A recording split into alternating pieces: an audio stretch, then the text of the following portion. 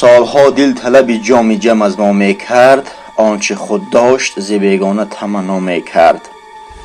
در نزد بینای سازمان ملل متحد در وین هیکل یادگاری 4 متفکر بزرگ خراسان گذاشته شده است. اینها اول ابن سینا، عمر خیام، ابوریحان بیرونی و زکریا رازی می باشند. باید گفت که خاطره تنها یکی از علما و متفکران که در رشد علم فلسفه، فرهنگ و سنت تأثیر بی‌بها گذاشتند جاودانی است، اما در سیمای آنها قدرشناسی و سپاسگزاری جامعه جهانی و سهم حکیمان خراسان در بهبود تمدن بیان شده است. ابن سینا که اروپا و امریکا او را اویتسینا میشناسند، دانشمند، فیلسوف و طبیب خراسانی محسوب می شود. در مجموع در 20 ساحه علم زیاده از 450 اثر نوشته است که تنها 274 تاش تا به ما رسیدند.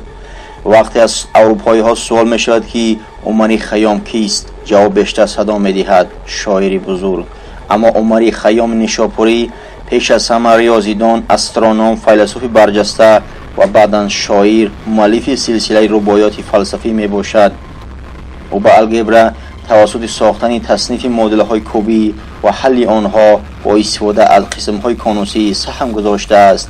عمر خیام اینچنین با ایجاد دقیق‌ترین تقویم امروزه مشهور است. ابوریحان محمد ابن احمد البیرونی، عالم و متفکر انسیکلوپدیستی اسیمونگی تاجیک، مؤلف اثرهای سرشمار کلان آید به تاریخ، جغرافیا، استرونومیا، متماتیکا، مکانیکا، گئودزیا، مینرالوژیا، فارماکولوژیا، گیولوژیا و غیره می باشد. اثرهای علمی او به زبان عربی و فارسی نوشته شدند. ابوبکر محمد ابن زکریا رازی، عالم فارس و تاجیک، دانشمند، طبیب، الکیمیاگر و فیلسوف بود. بسیاری از نوشته های او به لاتینی ترجمه شدند و در بین طبیبان و الکیمیاگران اروپای غربی معروفیت و احترام وسیع پیدا کردند. در اروپا او را با نام‌های لاتینی شده رازیس و ابوباتر می‌شناسند. وی همچون طبیب خیلی ماهر شهرت پیدا کرد. رازی از علم طب و فلسفه قدیم آگاه بودند. در فلسفه، اخلاق، منطق، طب، استرونومیا، فیزیک و الخیمیا اثرها باقی گذاشته است.